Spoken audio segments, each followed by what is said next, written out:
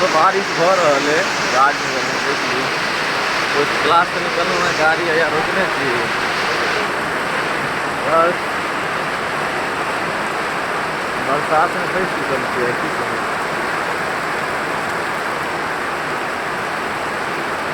मतलब अत्यधिक अनुमान नहीं चला कि इस तरह से बारिश हेतु लेकिन बारिश वहाँ के काफ़ी जोर हुआ लगा।